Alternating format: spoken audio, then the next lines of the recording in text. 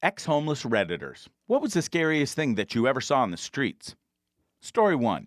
I was walking around downtown one day when I stumbled across Tony T, a notorious cokehead who had been living on the street since receiving a huge settlement of over 500K.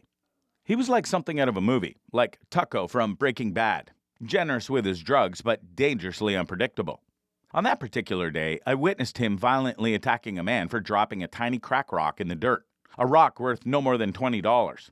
Horrified, I tried to stop him from continuing the assault, but he threatened to turn on me. In a panic, I called my sister to come and get me, and she helped me get away from the dangerous situation.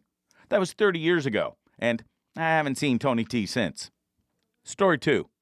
I had a terrifying experience one night on my way home from work.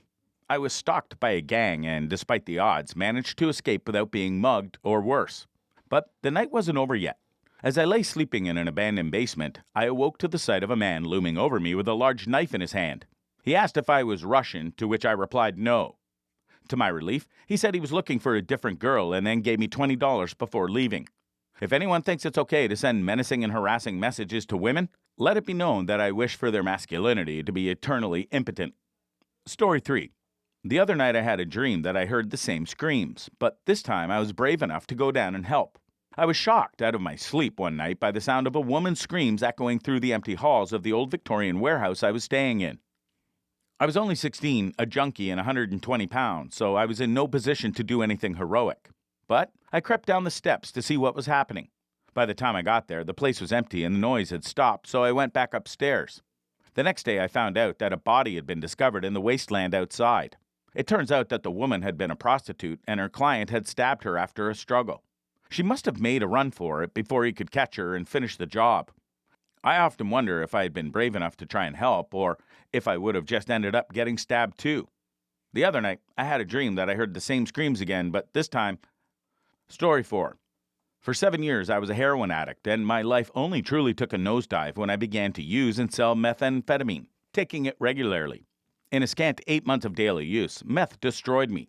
Before, I had a well-paying job in finance and no one was aware of my addiction. But after that, my coworkers were convinced I was dying and I was taken out in an ambulance multiple times.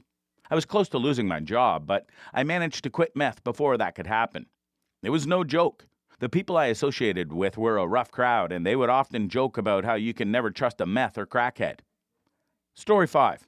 When I was 17, I worked at a small pizzeria and noticed one night that we had leftover pizzas meant to be sold by the slice. Instead of throwing away the full Supreme, I decided to take it home with me.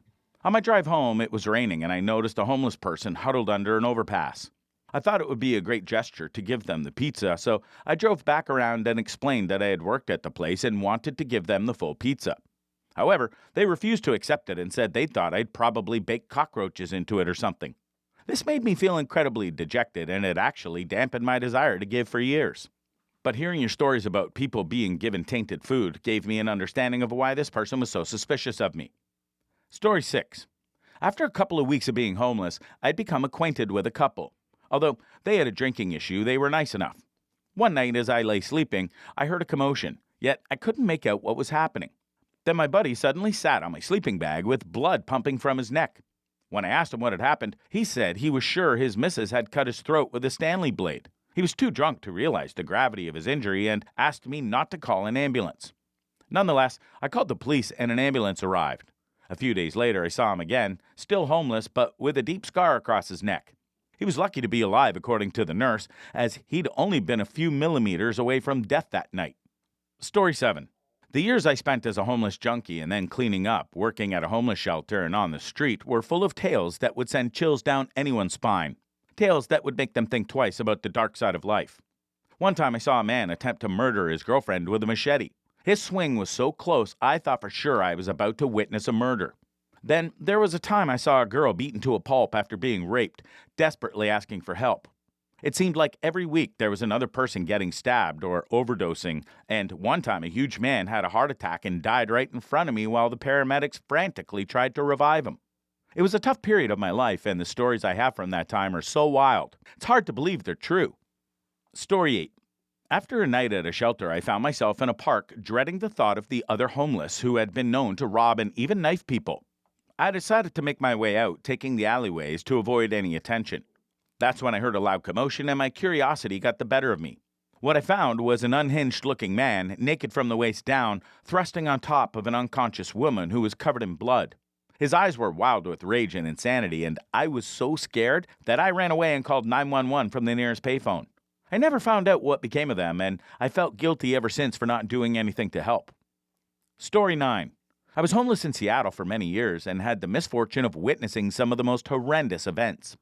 From brawls ending in fatalities to bystanders stepping over an unconscious body near downtown Macy's, thinking it was merely a person sleeping. Everything was unbearable. But the most dreadful thing of all was when I saw a meth-addicted drug dealer, already known for his nefarious activities on the Hill, throw a 15-year-old homeless girl over an overpass bridge onto the freeway, resulting in her untimely demise. Story 10. I was working in a mountain town and had 2 jobs, yet I could still not afford rent. One night after closing the bar I worked at, my coworker and I made our way back to my tent outside of town. Suddenly, we heard the sound of a mountain lion stalking us, and I realized that I must have looked like an easy meal. I was petrified and tried to scare the lion away by flashing my digital camera in its direction.